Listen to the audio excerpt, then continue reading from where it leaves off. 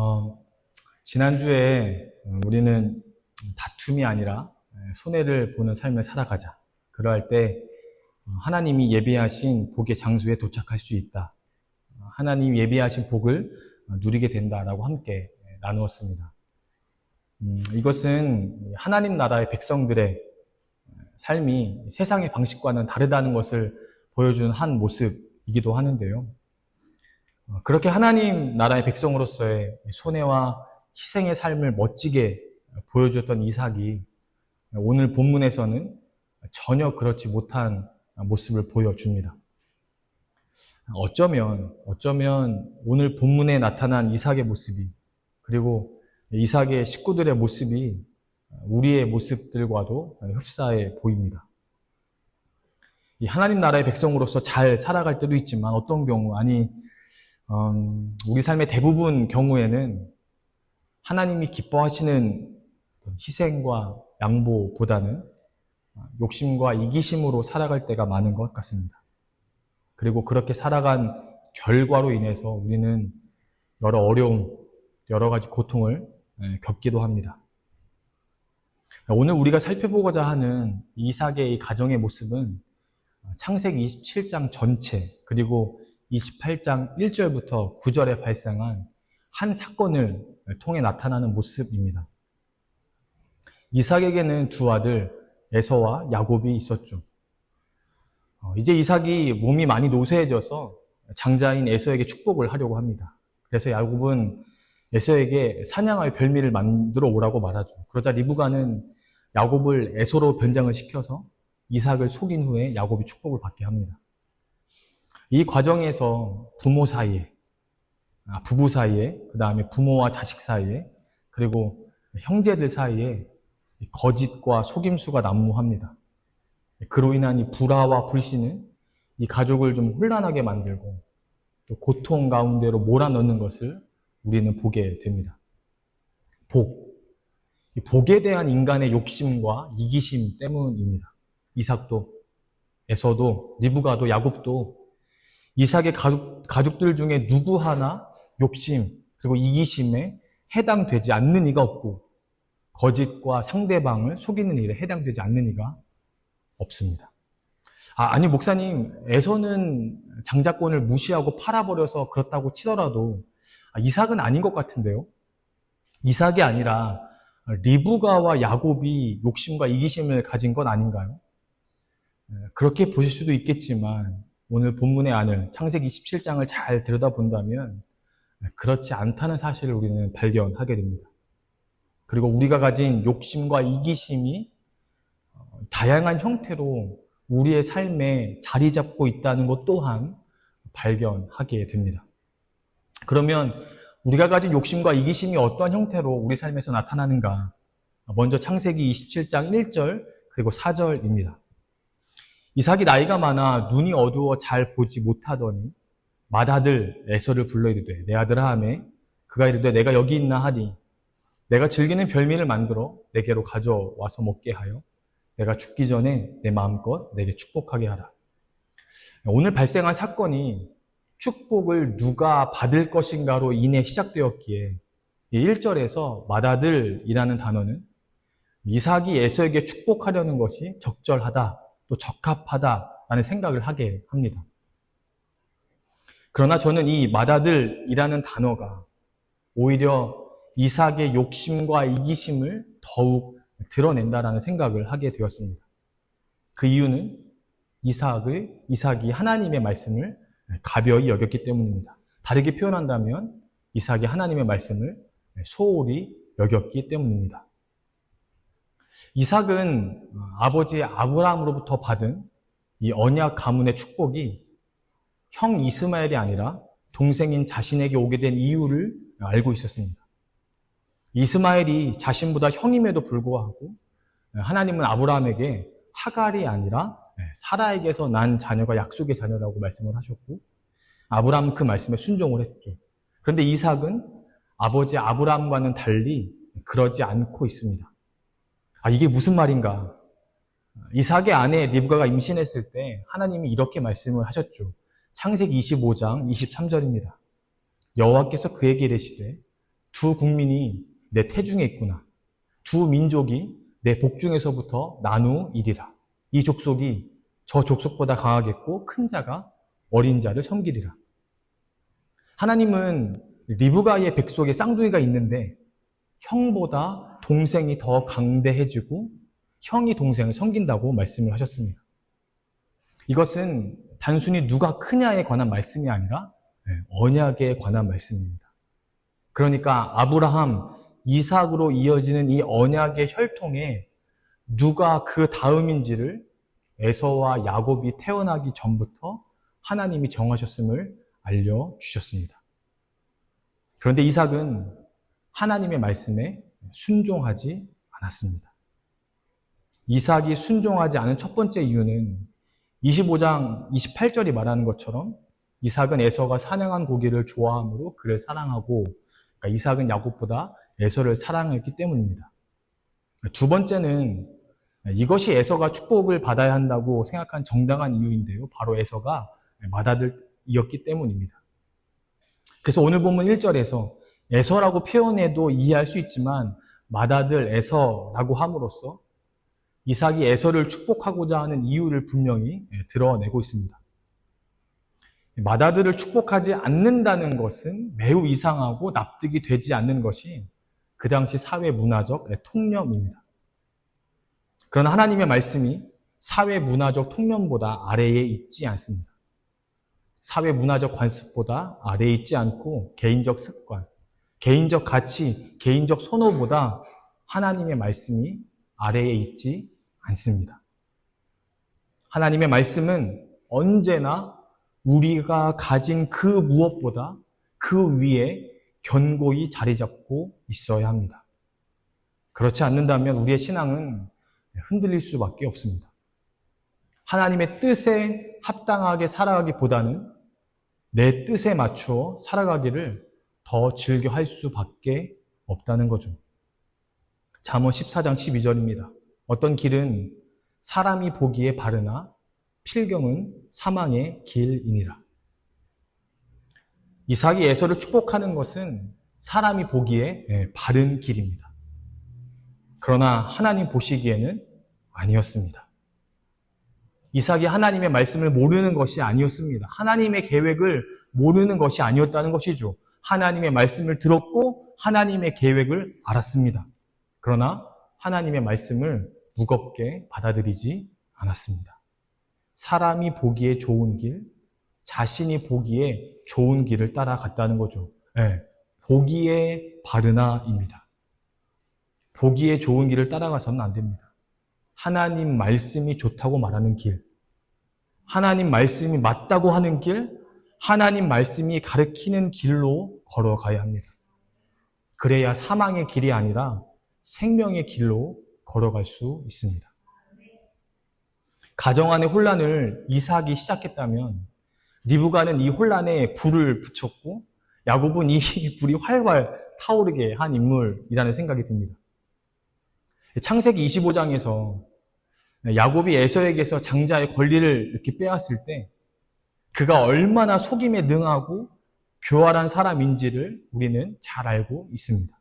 거기에 더하여 오늘 본문은 이삭에게 냉혹한 면도 있음을, 그리고 그는 매우 이기적이고 욕심이 많은 사람임을 우리에게 보여주고 있습니다.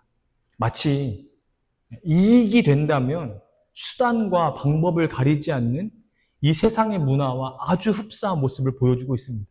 돈만 된다면 무슨 일이든 거리끼지 않는 모습, 돈이 되는가 되지 않는가가 중요하지 이것이 적법한가 적법하지 않은가 옳은가는 따지지 않는 모습 말이죠. 12절을 볼까요? 아버지께서 나를 만지실진데 내가 아버지의 눈에 속이는 자로 보일지라. 복은 고사하고 저주를 받을까 하나이다. 야곱이 이 어머니 리브가의 말대로 할지 안 할지 이렇게 고민하는 이유가 어디에 있다고 생각하십니까? 아버지를 속이는 것이 옳지 않아서가 아닙니다. 아버지를 속이지 못할 것 같아서 그러합니다. 다시 말해 야곱은 지금 자신이 하는 일이 옳지 않은 일이라는 양심의 가책 때문에 주저하고 있는 것이 아니라 아버지를 속이는 것이 가능한 것인지에 관한, 즉 실현 가능성에 대한 의심 때문에, 의문 때문에 주저하고 있습니다. 이 세상이 그러합니다. 냉혹하죠. 교활합니다. 돈만 되면 어떤 일이든 주저하지 않습니다. 도덕적 문제는 중요하지 않다는 거죠. 돈이 되는가, 되지 않는가입니다. 돈을 벌기 위해서 남을 속이는 것에 주저함이 없습니다. 속일 수 있는가 아닌가가 중요하지, 속이는 것이 옳은가 아닌가는, 그런가는 중요하지 않다는 것이죠. 안타깝게도 교회 안에도 이러한 모습이 있습니다. 목사가 성도를 속입니다. 말씀을 왜곡해서 속이고, 말씀을 합리화하여서 속입니다. 말씀을 잘못 가르치면서 이게 맞다고 속인다는 거죠. 성도님들은 목사님이 말씀했으니 맞을 거라고 생각하며 따릅니다. 너무나 마음이 아픈 상황이죠. 목사가 속이는 이유가 야곱과 다를 바가 없습니다. 양심의 가책이 없죠. 옳은가 옳지 않은가가 아니라 나에게 이득이 되는가 아닌가입니다. 그래서 어떻게 해야 성도를 설득할 수 있을까, 눈가리가 할 수 있을까를 고민한다는 거죠. 성도가 성도를 속입니다. 다른 성도에 대한 잘못된 이야기를 전하거나 사실과는 다른 이야기를 전하면서 양심의 가책을 느끼지 않습니다. 그 이야기를 전하면 상대방이 무엇인가를 받아들일 텐데 그때 나에게 유리한가 아닌가만이 중요할 뿐입니다. 그렇게 행동하는 것이 죄라고 인식하지 않기 때문입니다. 죄의 무서움을 인지하지 않기 때문입니다. 그렇게 살아가도 별 문제가 없는 것을 보면서 신앙생활을 했기 때문에 그게 죄라고 인식하지 못하는 것은 아닌가 하는 생각이 들기도 합니다. 전도서 8장 11절입니다. 악한 일에 관한 징벌이 속히 실행되지 아니하므로 인생들이 악을 행하는 데에 마음이 담대하도다. 우리는 생각합니다. 이렇게 말해도 괜찮네. 어중간하게 적당히 살면서 반은 진리에 반은 거짓에 걸쳐 있어도 별 문제가 없네. 남을 속여도 내가 손해를 안 보네. 오히려 이득이네. 하나님이 별 반응이 없으시네. 그러면 계속 이렇게 해야겠다. 괜찮네 뭐. 세상은 야곱의 행동을 보면서 똑똑하다, 지혜롭다, 인생을 살 줄 안다, 재리에 밝다 라고 말할지 모릅니다. 그렇지 않습니다. 악을 행하는 것이고 욕심에 지배당하고 이기심에 사로잡힌 것입니다. 그러면 죄를 짓고도 해를 입지 않을 것이라고 생각합니다. 그리고 그 죄는 점점 대범해집니다. 20절을 보겠습니다. 이삭이 그의 아들에게 이르되 내 아들아 네가 어떻게 이같이 속히 잡았느냐. 그가 이르되 아버지의 하나님 여호와께서 나로 순조롭게 만나게 하셨음이니이다. 보셨습니까? 야곱은 눈 하나 깜빡하지 않고 거짓을 말합니다. 그것도 하나님의 이름을 사용을 합니다. 하나님의 이름을 사용하여 거짓을 말하는 데에 거리낌이 없습니다. 아버지를 속이는 게 목적입니다. 아버지를 속이기 위해서 돌이킬 수 없는 큰 거짓을 말합니다. 아버지 하나님 여호와께서 나로 순조롭게 만나게 하셨습니다. 욕심과 이기심에 사로잡히면 남을 속이는 것에 가책을 느끼지 않습니다. 그리고 시간이 지나면 하나님의 이름을 사용하여서 거짓을 말하는 것에도 거리낌이 없습니다. 왜일까요? 죄로 인하여 사탄에게 사로잡혔기 때문입니다. 요한복음 8장 44절입니다. 너희는 너희 아비 마귀에게서 났으니 너희 아비의 욕심대로 너희도 행하고자 하느니라. 그는 처음부터 살인한 자요 진리가 그 속에 없으므로 진리에 서지 못하고 거짓을 말할 때마다 제 것으로 말하나니 이는 그가 거짓말쟁이요 거짓의 아비가 되었습니다. 죄를 죄로 인식하지 않고 죄를 행하는 것에 거침이 없고 죄를 통하여 이득을 얻는 것을 자연스럽게 생각하게 되면 하나님의 이름을 사용하여서 거짓을 말하고 남을 속이며 살아가게 됩니다. 하나님을 두려워하지 않기 때문입니다.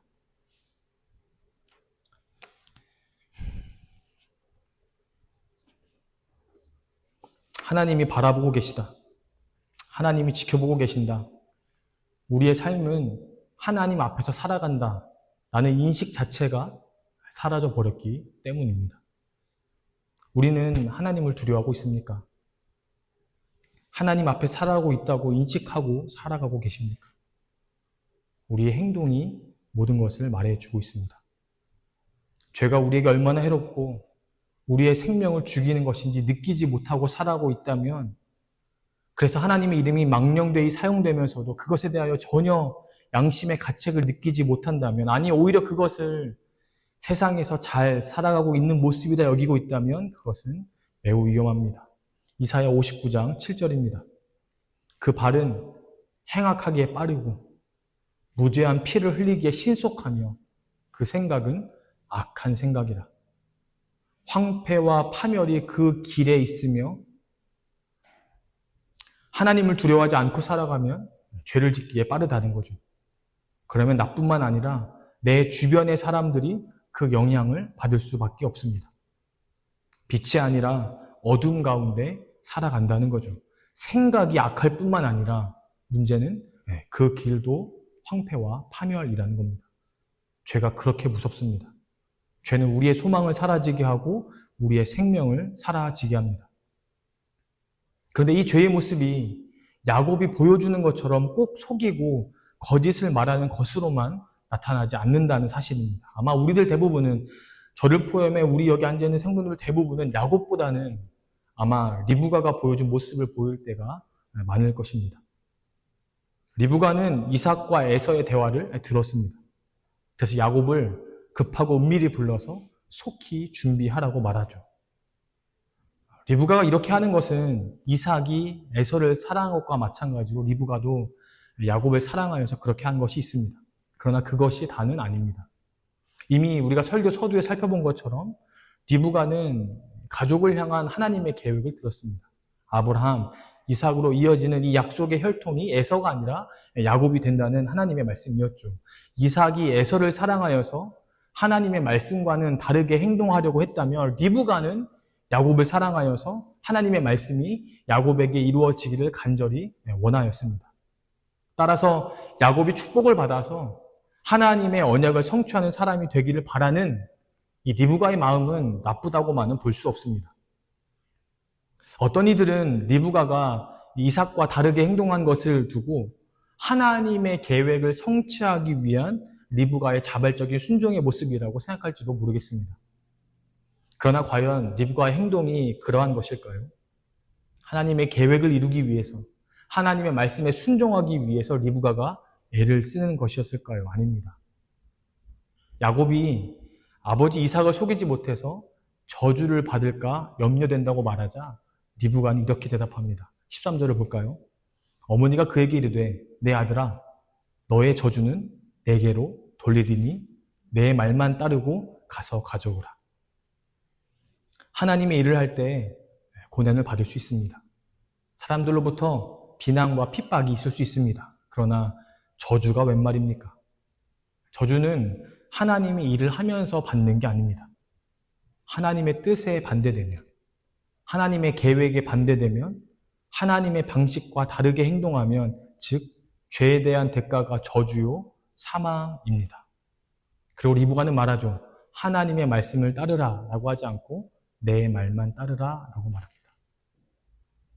야곱과 리브가는 자신들이 하려는 행동이 올바르지 않다는 것을 알고 있습니다.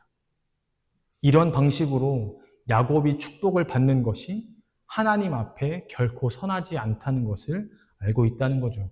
하나님의 계획, 하나님의 뜻이라는 말에는 하나님의 방식, 하나님의 때가 포함되어 있음을 기억하셔야 합니다. 하나님의 일을 한다는 것은 하나님의 때에 하나님의 방식으로 한다는 말과 같기 때문입니다. 아무리 선한 일을 할지라도 내가 생각하는 때에 내 방식을 선호하고 고집하여 일한다면 그것은 결코 옳은 일이 될 수 없습니다. 그리고 그것은 죄가 될 수 있다는 거죠. 에스겔 33장 31절입니다. 백성이 모이는 것 같이 내게 나아오며 내 백성처럼 내 앞에 앉아서 내 말을 들으나 그대로 행하지 아니하니 이는 그 입으로는 사랑을 나타내어도 마음으로는 이익을 따름이라. 우리 모두는 하나님 앞에서 살아갑니다. 그런데 하나님 말씀대로 행하지 않습니다. 하나님의 방식대로 행하지 않고 하나님의 때를 맞추지 않는다는 거죠. 우리의 때에 우리의 방식으로 하면서 하나님의 일을 한다고 말합니다. 그러한 행동을 두고 하나님은 에스겔 선지자를 통해서 입으로는 사랑을 나타내어도 마음으로는 이익을 따른다고 지적하셨습니다. 교회들이 어떠합니까? 하나님 나라를 위해서 한다고 말합니다. 교회를 위한 일이라고 말합니다. 그런데 하나님이 높아지지를 않습니다. 하나님이 드러나지를 않습니다. 하나님께 기쁨이 되지를 않습니다. 목사가 드러나고 성도가 드러날 뿐입니다. 하나님의 이름은 나타나지 않습니다. 교회가 커지는 게 하나님의 뜻이라고 말합니다. 교회가 성장하는 게 하나님의 뜻이라고 말합니다. 맞습니다. 말씀이 흥왕하면 교회는 생명력이 있고 그러면 외형적 성장과 내면적 성장이 일어날 수 있습니다. 그리고 하나님 영광 받으시죠. 그러나 우리는 이미 교회라는 모임의 외형적 성장의 폐해를 너무 많이 보았습니다. 하나님의 방식대로 행하지 않았기 때문입니다.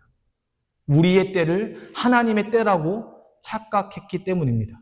우리가 열심히만 한다면 하나님의 뜻이 이루어진다고 생각했기 때문입니다. 아닙니다.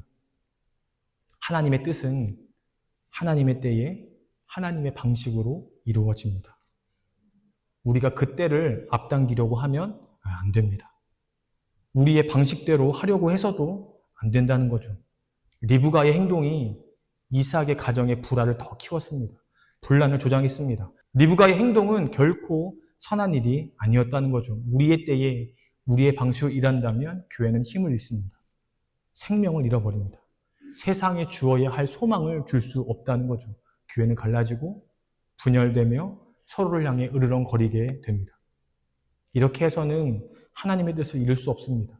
이렇게 하는 것이 하나님의 계획을 성취하는 것이 될 수 없다는 거죠. 로마서 8장 7절과 8절입니다. 육신의 생각은 하나님과 원수가 되나니 이는 하나님의 법에 굴복하지 아니할 뿐 아니라 할 수도 없습니다. 육신에 있는 자들은 하나님을 기쁘시게 할 수 없느니라. 이삭이 그러하였습니다. 에서가 그러하였습니다. 야곱이 그러하였고 리브가도 그러하였습니다. 이삭의 가족들 모두가 육신의 생각뿐이었습니다. 하나님의 법에 굴복하지 아니하였고 하나님의 말씀을 귀히 여기지도 아니하였습니다. 그들 중 누구도 하나님의 생각과 하나님의 마음에 관심을 가지지 아니하였습니다. 우리가 이러한 이삭의 가정의 모습에 연민을 느끼는 것은 우리의 모습과 너무 흡사하기 때문입니다. 그들의 모습에서 우리를 발견하기 때문이죠. 그들의 삶이 그들의 죄로 인하여 무너지고 있는 것처럼 우리의 삶이 우리가 지은 죄들로 인하여 무너지고 있습니다. 그들의 가정이 그들의 죄로 인하여 분열되고 분란이 일어나는 것처럼 우리의 가정이 우리들의 죄로 인하여 분란이 일어나고 불신이 팽배해지고 있습니다. 우리의 교회가 우리의 죄로 인하여 생명력을 잃어가고 있습니다. 그렇다면 하나님의 계획은 이렇게 무너지는가? 하나님의 뜻은 더 이상 우리 안에 이루어질 수 없는가? 아니죠. 그렇지 않습니다. 이삭과 리브가는 야곱을 하란 땅에 있는 리브가의 오라비 집으로 보내죠. 그런데 하란 땅이 어디입니까? 네, 맞습니다. 하나님이 아브라함을 만나주셨던 장소입니다. 하나님께서 아브라함에게 복이 될지라 선포하셨던 바로 그 장소입니다. 하나님은 다시 그 장소로 야곱을 인도하시고 계십니다. 하나님은 야곱이 하란으로 가고 하란에서 머무르고 그리고 하란에서 가나안으로 돌아오는 이 모든 여정 속에서 야곱을 변화시키실 것입니다. 야곱이 하나님의 언약에 대한 소망과 확신을 가지도록 인도해 주실 것입니다. 아브라함과 하신 언약이 끊어지지 않는다는 거죠. 언약의 자손들을 향한 하나님의 계획이 계속 이루어져 가고 있다는 이야기입니다. 우리도 마찬가지죠. 우리는 연약하고 죄를 짓고 살아갑니다. 하나님의 말씀에 근거하여 살아가지 못하고 하나님의 뜻과는 무관하게 살아가곤 합니다. 하나님의 때, 하나님의 방식보다는 나의 때와 나의 방식을 선호하며 그렇게 살아가려고 합니다. 하나님을 두려워하지 않습니다. 하나님을 인정하지 않는다는 거죠. 우리는 죄를 짓기 여전히 발이 빠르고 악을 향한 생각이 멈추지를 않습니다. 그래서 우리의 삶은 늘 죄의 결과들이 만들어내는 혼란과 불안, 그리고 염려와 근심 속에서 살아가고 있습니다. 하나님을 놓치고 하나님을 외면한 채 살아간다는 거죠. 그러나 우리는 그러하지만 하나님은 아니십니다. 하나님은 여전히 우리를 바라보고 계십니다. 하나님은 여전히 우리를 지켜주십니다. 여전히 우리를 붙잡고 계십니다. 이것이 어떻게 가능할까요? 죄의 문제와 결과가 더 이상 우리에게 역사하지 못하도록 독생자 예수 그리스도를 우리에게 보내주셨기 때문입니다. 예수님 우리 죄를 위하여 십자가에서 죽으셨습니다. 우리의 죄를 짊어지셨고 죄의 저주를 담당하셨으며 죄의 결과로 만들어진 모든 고통과 고난을 감당하시며 죽으셨습니다. 그러나 예수님의 죽음이 끝이 아니죠. 3일 만에 부활하심으로 생명의 소망을 우리에게 보여주셨습니다. 우리의 구원을 완성해 주셨습니다. 예수님을 구주로 고백하고 믿는 모든 자들을 위하여 영원한 생명을 얻도록 길을 열어 주셨습니다. 그래서 우리는 더 이상 죄의 옷을 입지 않고 의의 옷을 입고 살아갑니다. 이게 무엇입니까? 은혜입니다. 우리가 무엇 하나 한 것이 없는데도 주님은 우리를 죄로부터 건져주셨습니다. 죽음에서 생명으로 옮겨주셨다는 거죠. 그런데 이것이 끝이 아닙니다. 우리를 이 땅에 보내실 때 세우셨던 그 계획을 계속 이루어 가십니다. 하나님의 자녀로 복되고 멋지게 살아가게 하실 계획을 지금도 이루어 가신다는 거죠. 창세기 28장 3절과 4절입니다. 전능하신 하나님이 내게 복을 주시어 내가 생육하고 번성하게 하여 내가 여러 족속을 이루게 하시고 아브라함의 허락하신 복을 내게 주시되 너와 함께한 자손에게도 주사 하나님이 아브라함에게 주신 땅 곧 네가 거류하는 땅을 내가 차지하게 하시기를 원하노라. 이것이 바로 우리 성도님들을 향한 하나님의 계획입니다. 하나님의 계획은 중단되지 않습니다. 변치 않습니다. 그 누구도 막지 못합니다. 예수 그리스도께서 우리의 삶의 주인이시기에 우리가 예수님을 의지함으로 주님이 베푸시는 은혜 가운데 살아갈 수 있습니다. 히브리서 4장 15절과 16절입니다. 우리에게 있는 대제사장은 우리의 연약함을 동정하지 못하실 이가 아니요 모든 일에 우리와 똑같이 시험을 받으신 이로되 죄는 없으시니라. 그러므로 우리는 긍휼하심을 받고 때를 따라 돕는 은혜를 얻기 위하여 은혜의 보좌 앞에 담대히 나아갈 것이니라. 하나님의 말씀을 외면하고 살아오고 계십니까? 하나님의 뜻을 모른 채하며 살아오고 계십니까? 나의 때와 방식이 옳다고 생각하며 살아오고 계십니까? 하나님을 두려워하지 않고 살아오고 계십니까? 주님께 엎드리십시오. 죄를 자복하십시오. 그리고 이 죄로 얼룩지고 둘러싸여버린 이 상황에서 벗어나기를 원한다고 내 힘으로는 죄에서 빠져나올 길을 열 수 없으니 주께서 빠져나갈 길을 열어달라고 간구하십시오. 죄로 인하여 무너져 버렸다고 좌절과 깊은 우울감이 나를 사로잡았다고 주님이 도와주셔야만 한다고 간청하십시오. 주님은 그런 우리가 더 이상 죄의 종로로 타지 않도록 죄가 더 이상 우리를 흔들리지 못하도록 죄 아래에서 벗어날 수 있도록 오늘도 변함없이 우리를 지켜주시고 인도해 주십니다. 요한 1서 5장 18절입니다. 하나님께로부터 나신 자가 그를 지키심에 악한 자가 그를 만지지도 못하느니라. 예수님이 우리를 지켜주심에 악한 자가 우리를 만지지도 못합니다. 사랑하는 성도님들, 우리는 예수님을 구주로 고백한 자들입니다. 우리는 예수님을 우리의 삶의 주인으로 모시고 살아가는 자들입니다. 예수님을 의지함으로 죄와 싸우십시오. 죄에 무너지지 말고 죄를 극복하십시오. 죄를 멀리하십시오. 예수님이 우리 가운데 인도해 주십니다. 그러나 만약 죄의 결과로 인해 혼란하고 고통 가운데 있다 할지라도 좌절하지 마십시오. 무너지지 마십시오. 우리를 무너뜨릴 수 있는 자는 아무도 없습니다. 우리를 망하게 할 수 있는 자는 아무도 없습니다. 주님이 우리를 끝까지 책임지시기 때문입니다.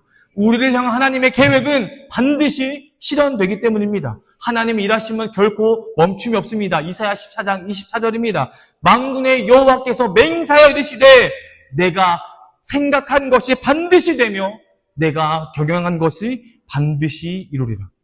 기억하십시오. 우리는 자주 넘어지지만 우리를 향한 하나님의 계획은 변함없습니다. 이 은혜 가운데 이번 한 주간도 살아가시기를 주님 이름으로 축복합니다. 우리 함께 이 찬양으로 고백하겠습니다. 찬양의 가사를 고백하시면서 주님이 우리를 사랑하시고 우리를 이끌어주시는 주님께 고백하며 찬양하겠습니다. 아무런 자격도 없는 나를 위해 아무런 자격도 없는 나를 위해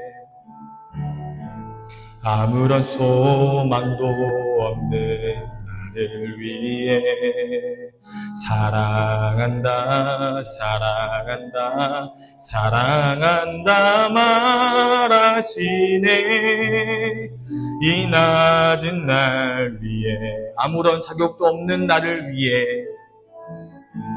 아무런 자격도 없는 나를 위해 아무런 소망도 없는 나를 위해 사랑한다 사랑한다 사랑한다 말하시네. 이 낮은 날 위해 이제 나는